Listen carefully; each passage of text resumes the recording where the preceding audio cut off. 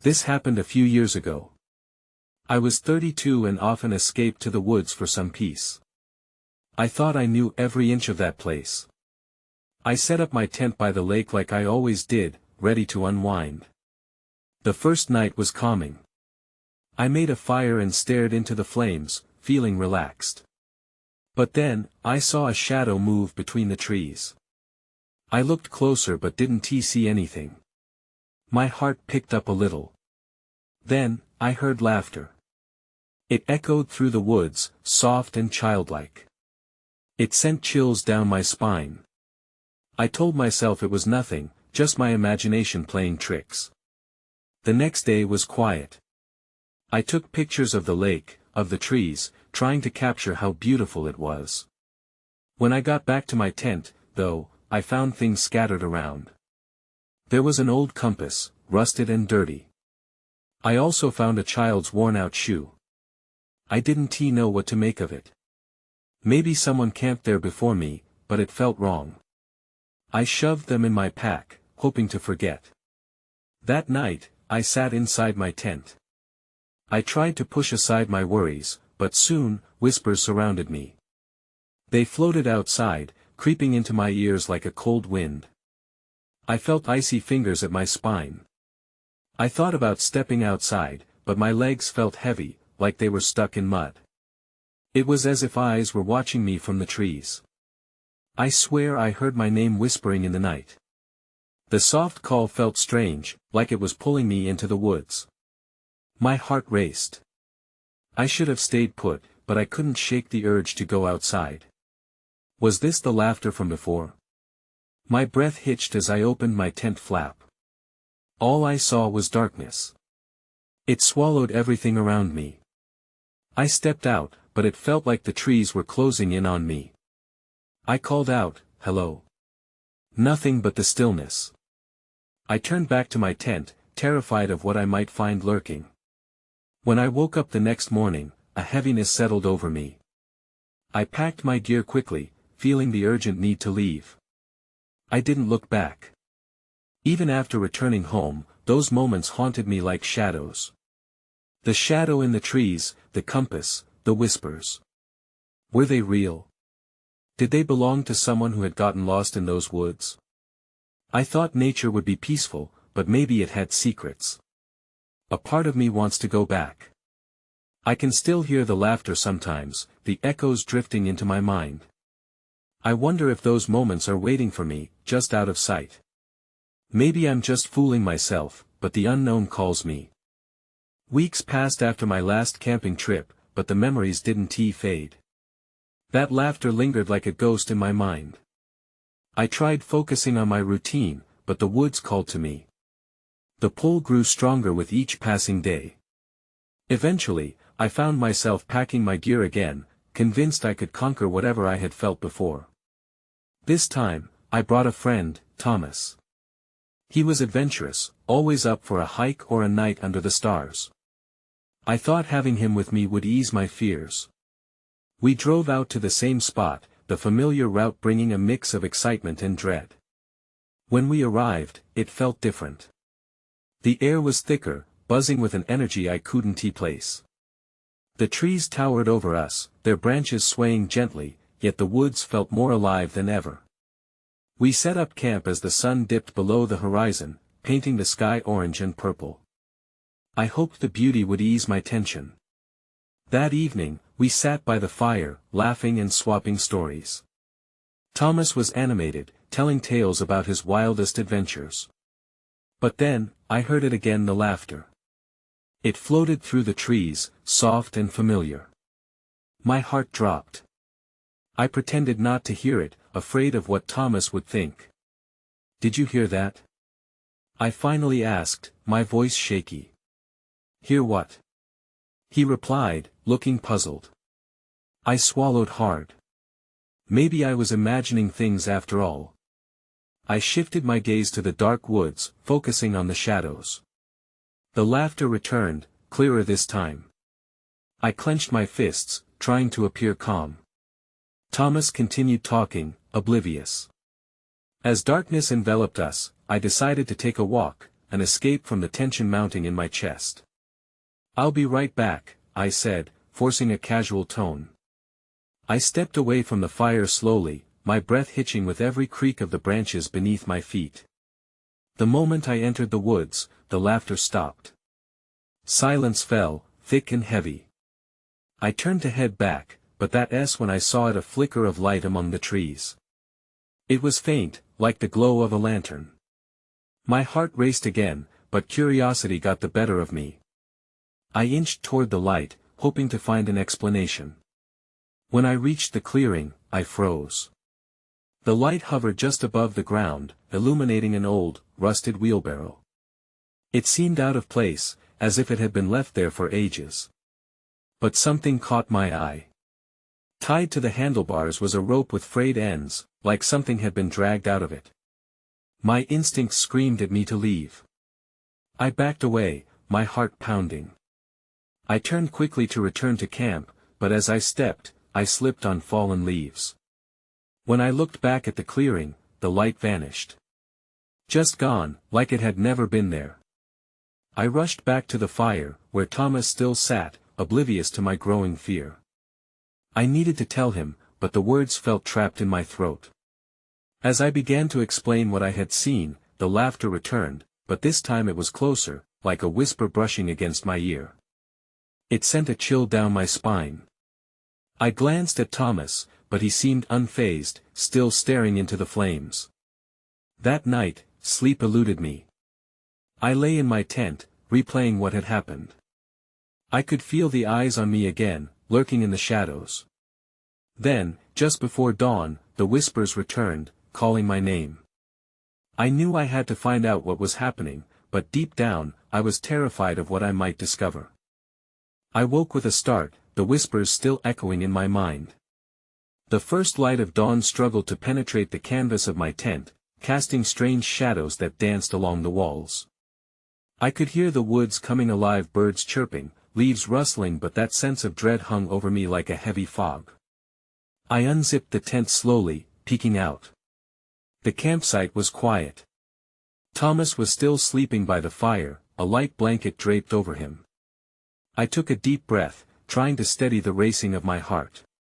I needed to shake off the feeling from last night, but the curiosity pulled at me again. I decided to go back to the clearing. If there was something there, something I needed to understand, I had to face it. I grabbed a flashlight and slipped quietly away from the campsite, determined to uncover the truth. The path felt different in the daylight, almost welcoming. The trees looked less menacing, their bark textured and warm in the soft morning light. But as I got closer to the clearing, that weight returned, pressing down on me. The rusted wheelbarrow came into view, just as I had left it. I approached cautiously, the flashlight beam dancing around the clearing. I felt a chill run through me as I scanned the area. Nothing moved. I stepped closer to the wheelbarrow, my hands trembling slightly. It was just a piece of old junk, right? But why did it feel so significant? Then I noticed something else: footprints in the dirt surrounding the wheelbarrow, small and shallow. I crouched down, analyzing them. They looked fresh, unlike anything I had seen last night. Panic swelled in my chest. I wasn't alone. That's when I heard it again, the laughter.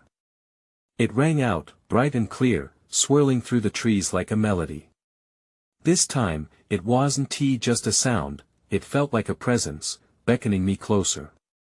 I shot up to my feet, heart racing. I turned to run back, but a sudden movement in the forest caught my eye. A figure darted between the trees, too quick to see clearly. My breath hitched as I squinted into the shadows, straining my ears. Was it just my imagination, or had I really seen someone? The laughter faded, replaced by an unsettling silence. I stumbled back toward camp, my legs moving faster than I thought possible. When I got there, Thomas was awake, stretching and yawning, blissfully unaware of the cold sweat on my brow. "Hey, what's up?" he asked, eyes bright, but I could see concern creeping onto his face. I couldn't find the words. I wanted to tell him everything, but my mind was still racing. I saw something in the woods, I finally managed to say, voice shaky. His eyebrows furrowed. What do you mean? Did you see those crazy squirrels again? No, I'm serious, Thomas. There was something there, and laughter and footprints. Just then, a loud snap echoed through the trees, as if something or someone had stepped on a branch nearby. We both froze, eyes darting toward the sound. I felt the gravity of the moment settle in. This was only the beginning, and the woods had more secrets to unveil. I was sure of it. But more importantly, I now had to figure out if I could trust Thomas. Did he know more than he was letting on? As the shadows deepened, one thing became clear: we were not alone. The air felt thick with tension as I shared what I had seen. Thomas glanced around the campsite, clearly not wanting to dismiss my fears but also unsure of how to respond. Okay, let us just stay calm, he said, trying to sound collected. Maybe it's just an animal. A deer or something? I shook my head. No, this was different. It felt deliberate. Before he could reply, another snap echoed in the distance. This time, it was closer. My heart raced as I scanned the edge of the woods. I could almost see the shadows shifting, waiting. The forest felt alive, and it was watching us. Let us go check it out, Thomas said, though I could hear the unease in his voice. We'll see if we can find whatever it is. Are you serious? I exclaimed, my voice rising. What if it's dangerous? What if it's not an animal? We should just stay here. He stepped toward the tree line.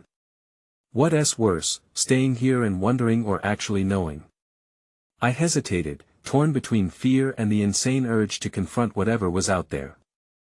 Reluctantly, I followed him. We crept forward, the morning light barely filtering through the dense canopy above. With each step, I felt that weight intensifying, pressing on my chest like a warning. We stepped cautiously into the woods, the underbrush crackling softly under our feet. I could feel the energy shift, and it wasn't just the thrill of the unknown, it felt almost sinister. I gripped my flashlight tightly, its beam illuminating the dark corners of the woods. As we moved deeper, a sensation crawled up my spine. The laughter seemed to echo again, softer now, but closer. I stopped dead in my tracks. Do you hear that? Thomas paused and nodded, but fear flickered in his eyes.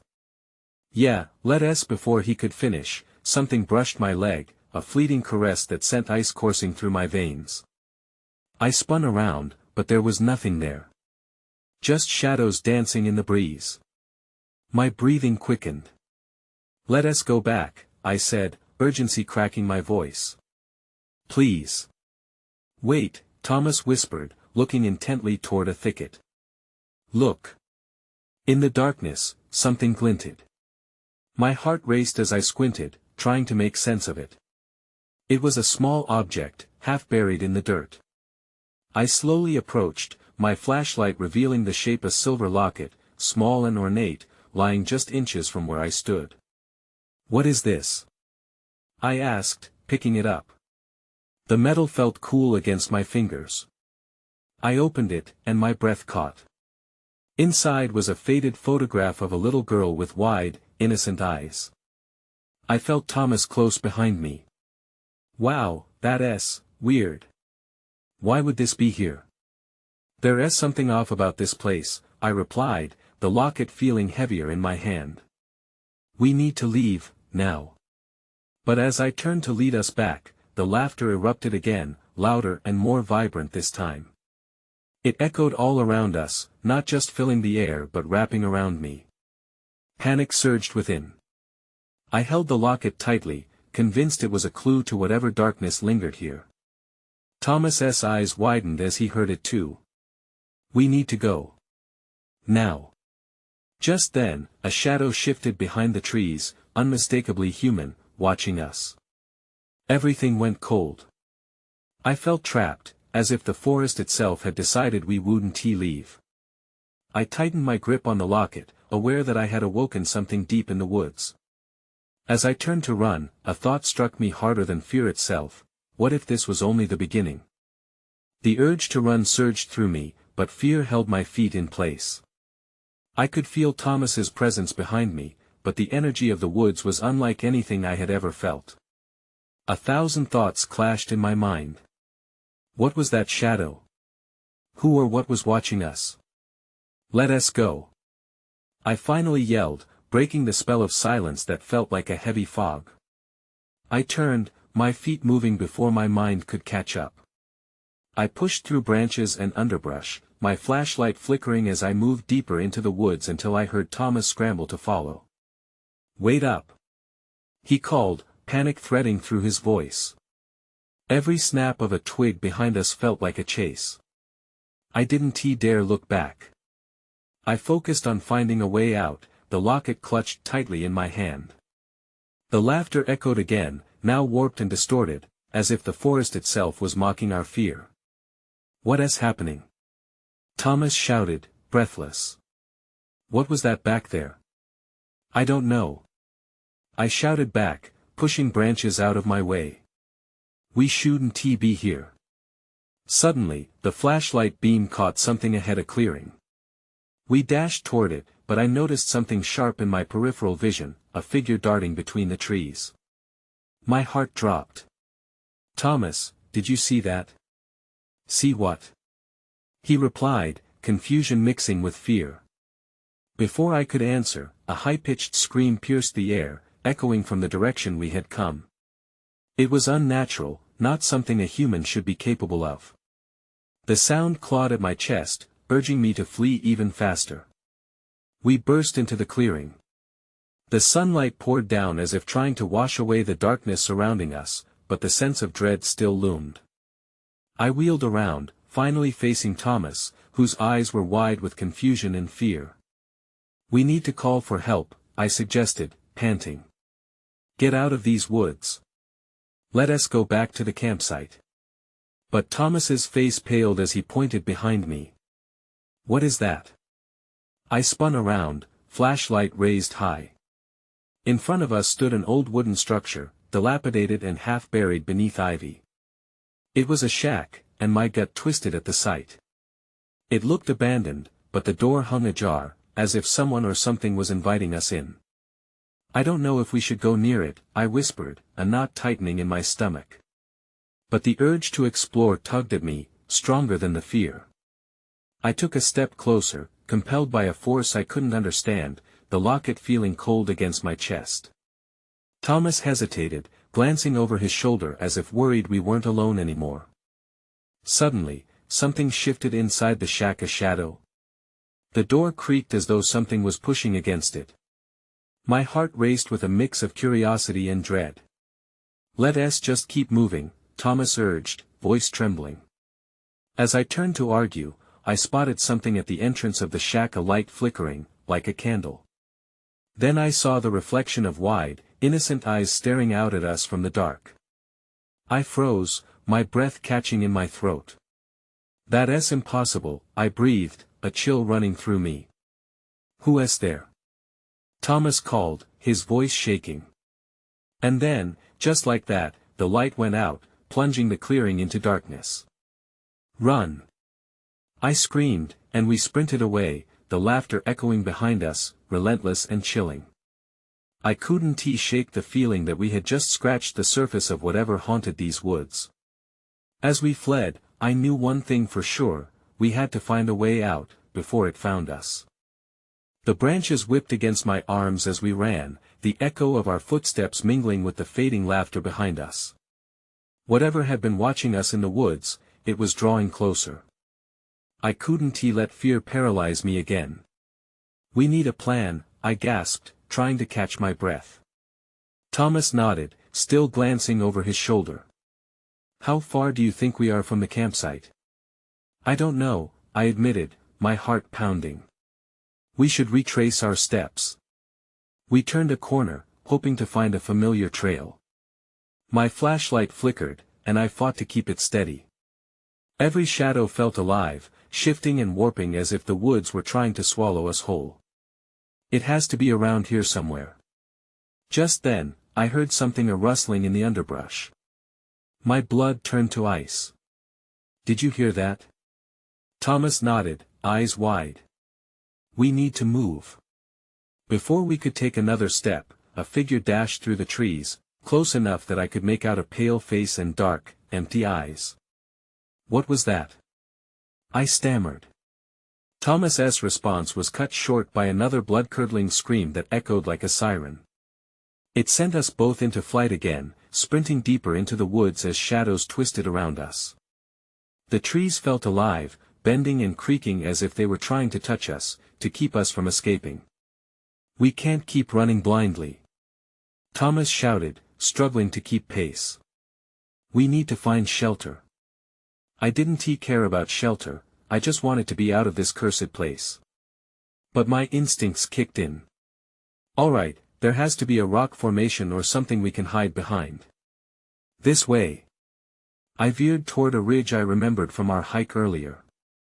We stumbled upon a rocky outcrop and ducked behind it, panting hard. My stomach twisted with dread. Why is this happening? I whispered, leaning against the cool rock. I don't know, Thomas breathed out, running a hand through his hair. But we can't just sit here. We have to get out. Glancing around, the dread sank deeper. I squinted into the darkness, searching for any sign of movement. Wait, I said, spotting something among the rocks. What's that over there? I pointed to a small, weathered box half buried in the dirt. Thomas looked skeptical. Is it safe to check? We have to know. My curiosity overpowered my fear as I crawled forward.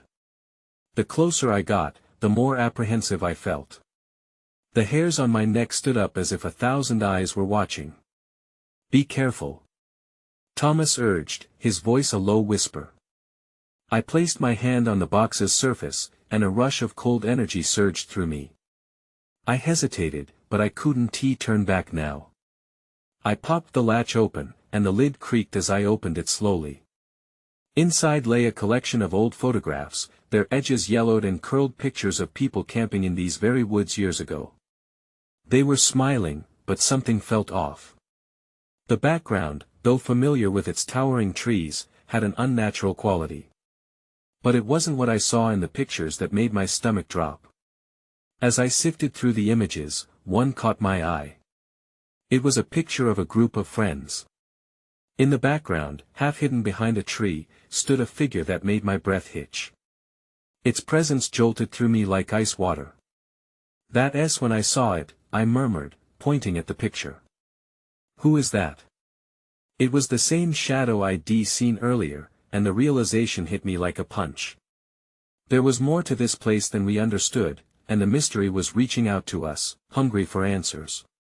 Before I could react further, the ground trembled beneath us, and a low growl resonated from the distance. We need to move, Thomas said, his voice desperate.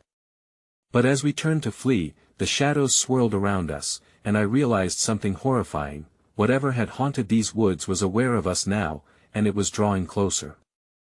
I pressed my back against the cool rock, fighting the urge to bolt again. The growl echoed through the trees, a low, menacing sound that sent chills down my spine. What was that? I whispered, my voice trembling. Thomas's eyes darted around, clearly unsettled. I don't know, but we can't stay here. We need to find a way back to the campsite. Are you serious? I shook my head. The thought of facing whatever lurked out there was horrifying. But I couldn't stay in the open either. Maybe if we went a little further, we could find some kind of cover. He sighed, eyes flitting to the path that wound deeper into the woods. Okay. But we stick together. We moved cautiously, staying close to the rock wall as we crept along. My heart monitored my pace, each beat a reminder that time was running out. We needed to figure something out, but the fog of fear wrapped around my thoughts like a shroud. Then we heard it again. A whisper carried through the wind. Not words, but a sound like someone breathing right behind us. My stomach twisted with dread. What was that? I asked, my voice barely a whisper. I don't know, Thomas replied, looking around wildly. We need to hurry. Suddenly, a flash of light caught my eye. I turned to see a faint glow breaking through the trees to our left. There. I pointed. Maybe it's someone else, maybe help. Without waiting for a response, I lunged toward the light, pushing through the underbrush. Thomas's footsteps followed close behind. The light grew brighter, and a sense of hope ignited within me. But as we neared, the glow flickered oddly, like a dying flame. The clearing opened up, revealing an old lantern, its glass cracked and cobwebbed, standing alone in the dirt. My heart sank. It's just a lantern, where's the fire?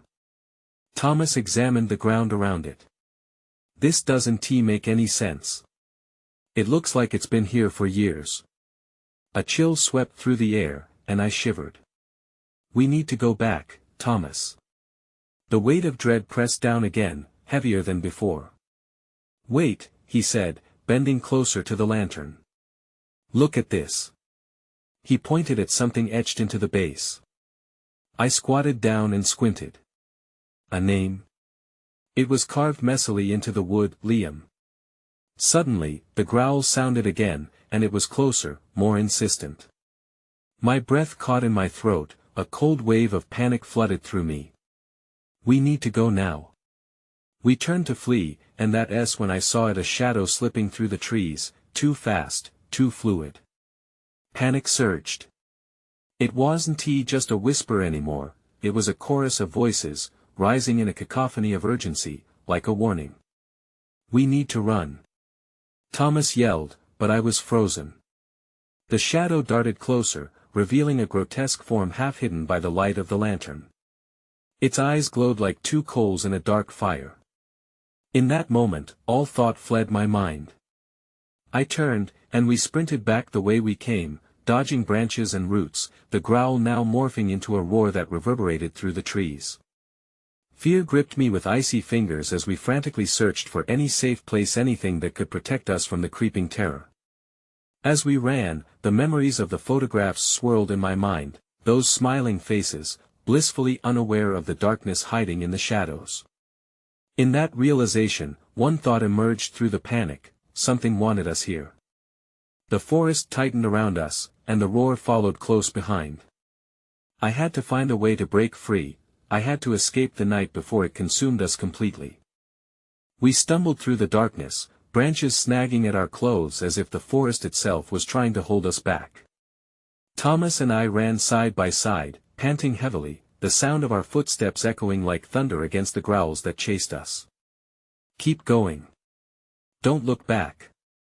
I urged, glancing sideways at Thomas.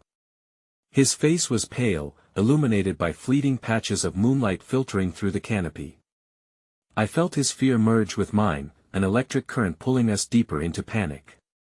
Suddenly, I heard a rustle just off the trail. My heart sank as I imagined every horror story I'd ever read. What if it's behind us? I whispered, dread curdling in my stomach. Don't say that. Thomas gasped. Just focus. We need to find some sort of shelter. As if the forest were mocking us, I saw a shape ahead. A dilapidated shack stood half hidden by the shadows, its roof sagging like it could collapse at any moment. It was the first glimpse of hope I had seen, and despite everything screaming in my head, I felt a pull toward it. Over there. I pointed. It might be safer inside. We sprinted to the shack, and the door creaked open as we shoved it with our combined strength. I flinched at the angry sound but pushed through, dragging Thomas inside behind me. The stale air hit me like a wall, thick and heavy. We weren't alone. An overturned table lay in the center of the room, and broken glass crunched beneath our feet. The walls were stained dark, the remnants of something that used to be. What happened here? I murmured, the feeling of unease deepening with each passing second. We can't stay too long, Thomas urged, breathing hard. We have to, but before he could finish, the growling morphed into a series of high-pitched wails, echoing through the shack and rattling my bones. Once again, I froze, panic flooding my veins. I turned toward the only window, and there it was, a shadow moving in the trees just outside, closing in with every second. "Thomas!" I cried, pressing my hands against the filthy glass. "It's right there." He pulled me back just as the shadow stopped. It tore through the underbrush, revealing a twisted figure, all protruding angles and shivering limbs. Its eyes locked onto mine, hungry, glinting in the darkness. I stumbled back, nearly losing my footing. The creature howled again, and it sounded almost human, a broken cry echoing the emotions bottled inside me. "What is it?" I whispered, both terrified and drawn in by the chilling call. Thomas shoved me towards a corner. "We need to find something, anything to defend ourselves." I rifled through the debris, and my hand brushed against something solid. I pulled it out, an old axe, rusty but still heavy. "This could work," I said, my voice shaky but steadier than before. "Good, we need to think of a plan," he said, eyes darting to the door, trying to gauge how much time we had left. Then the howling stopped, replaced by an eerie silence that was just as terrifying. I strained my ears, expecting the worst, but instead nothing. My skin prickled as that uneasy feeling returned. "That can't be good," I muttered, clutching the axe tighter. Just then, we heard footsteps outside. Not the frantic pace of something wild, but deliberate, slow. Someone was out there. I exchanged looks with Thomas. I was afraid of what waited beyond those walls. But one thing was clear, we couldn't stay inside forever. It was time to face whatever fate awaited us outside, and I was desperate for answers. The footsteps stopped, and the silence pressed against us like a weight. My heart raced. Would whoever or whatever was out there come inside? I clenched the axe, fingers slipping slightly on the cold, rusted metal. "Should we call out?" I whispered. Thomas shook his head vehemently. "No.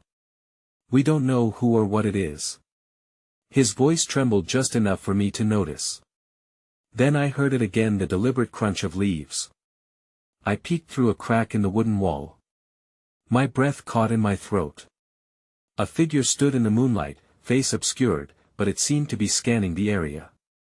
I couldn't tell if it was human. There was something subtle about its posture, something off. "What do we do?" I murmured, eyes glued to the figure. "We wait," Thomas replied, his voice strained. "If it comes in, we're ready." Panic bubbled in my chest. Waiting felt wrong. What if it's a person? "They could help us," I said, searching for any trace of reason.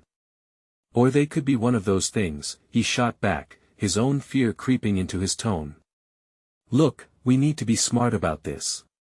The figure stepped closer. My hands shook. I gripped the axe tighter, feeling the weight of it grounding me. But then it lifted a hand, pointing at the shack. "Please, help me," it called, its voice breaking. With a quick glance at Thomas, I stepped closer to the door. "What do you think?" I asked, barely above a whisper. "I think it's a trap," he whispered back, but uncertainty crept into his eyes. There was another rustle behind me, and I whipped around, startled. From the shadows, the creature emerged, the one with the twisted limbs and hungry eyes. It was closer now, inside the line of moonlight, its features grotesque but also familiar. Fear washed over me like a wave. "Thomas!" I yelled, backing up. He spun with the axe raised, ready for a fight, but the thing didn't seem to move. It just stood there, howling again, its cry melding with the voice of the figure outside. "Don't look at it!" Thomas shouted, his voice cutting through the dissonance. But something struck me as odd. There was desperation in the new figure's voice, and somehow, I felt sympathy. Suddenly, the door shook violently. The creature had lunged, its face twisted in rage, revealing sharp teeth that glinted unnaturally. "Help me! It's here!" The figure outside screamed. The decision flooded my mind in an instant. We can't leave it out there. It needs us. Before Thomas could protest, I swung the door open just enough to see the figure more clearly. It looked terrified, but it was still human, at least, I hoped it was. "What are you doing?" Thomas hissed, dragging me back. But it was too late. I stepped outside and faced the figure. "Come quickly," I urged, heart pounding. To my surprise, it rushed forward, slipping past me into the safety of the shack. It dropped to its knees, gasping for air. But then, its head snapped up, and its expression transformed. It became the same twisted grin the creature wore. "Thank you," it hissed, voice dripping with malice. I felt my blood run cold, and I turned, ready to face the creature behind me, but it was gone. "Thomas!" I screamed, the world blurring around me as I realized the light of the moon was fading. Then everything went dark. I awoke with a start, disoriented and cold. My head ached, thumping in rhythm with the racing pulse of my heart. For a moment, all I could hear was a gentle rustling of leaves, soft and unthreatening, like a calming whisper. The fear that had gripped me just moments before began to dissipate, replaced by a strange silence. I pushed myself up and blinked into the dim light filtering through the trees. I was lying on the forest floor, but I couldn't remember how I had gotten there. The shack. My breath quickened as I sat upright, scanning my surroundings for any sign of Thomas, the creature, or the figure. "Thomas?" I called, voice hoarse and swallowed by the thick woods. I listened for a response, but the silence was oppressive. I pulled myself to my feet, every muscle sore, and looked around. The old shack was nowhere in sight, replaced by trees that closed in around me, as if they were deciding my fate. Mustering some courage, I began to walk, uncertainty biting at my heels. I had to find Thomas, or at least, something familiar. Each step felt heavy under the weight of lingering dread. Had things ended badly? Was the forest swallowing him whole? As branches scratched against my arms, I couldn't shake the restless sense that I was being watched. The air felt charged, psychedelically alive like before. I halted when I heard the distant echo of laughter, innocent yet tainted, ringing out like a twisted melody through the trees. Suddenly, I remembered the locket, the little girl's photograph that had burned itself into my mind. What had I unleashed? The thought twisted in my gut, churning up nausea. Had I made a grave mistake by opening myself to whatever darkness lingered there? I pressed on, heart pounding, navigating the maze of trees when I stumbled upon the clearing. It looked the same but felt different. In the center, the rusted wheelbarrow sat, now shrouded in a faint mist that hung in the air. I felt drawn in again, as if it was calling to me. As I approached cautiously, I saw the locket lying in the dirt, glinting eerily in the soft light. Just then, the laughter transformed into shrieks, the voices fading in and out like a broken radio. I crouched down, picking up the locket, but as I did, a wave of energy pulsed through me. It felt overwhelming, intoxicating but also suffocating. The whispers returned, swirling around me, pulling me toward the memories embedded in this place. "This is why you're here," they seemed to say, echoing through the trees. Dread crept back in as I looked toward the shadows around the clearing. "What do you want from me?" I whispered into the stillness. And then, I saw a flicker of movement in the corner of my eye. My breath caught as I turned. There it was, a figure, just at the edge of the clearing, half illuminated by the waning light. I stepped back instinctively, fear coursing through me. "Hey! If that's you, Thomas, it's not funny," I yelled, hoping to shake the dread clouding my mind. But the figure remained still, its form outlined against the darkening sky. As I backed away slowly, the laughter resumed, echoing louder and more insistently. In a swift moment of clarity, I realized I couldn't let this darkness hold me hostage. I turned, clutching the locket, and bolted back into the woods.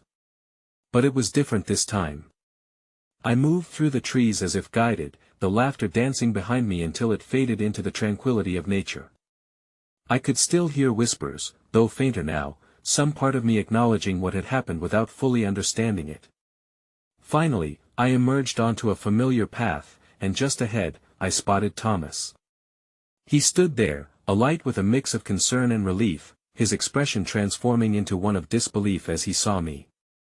"Where have you been?" he exclaimed, rushing toward me. "I thought I lost you." I don't know," I stammered, the woods still edging into my thoughts. "It's all a blur, the shack, the laughter, the figure. There's something in this place, Thomas. Something we can't explain." Thomas nodded, the shadows of the trees deepening around us. "Maybe. We don't want to know," he replied, but I could see the flicker of curiosity in his eyes. As we began to retrace our steps back toward the car, I couldn't shake the feeling that the woods still held their secrets. They had unveiled pieces of darkness but left much unexplained.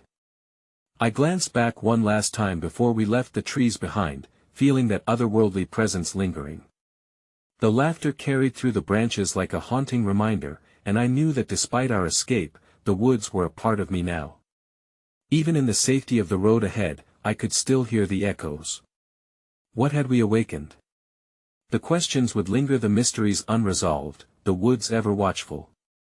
I moved to a different city after that, away from the memories of shadows and whispers. Sometimes, when I least expect it, I still hear laughter echoing in the softest corners of my mind. But mostly, I try not to think about it.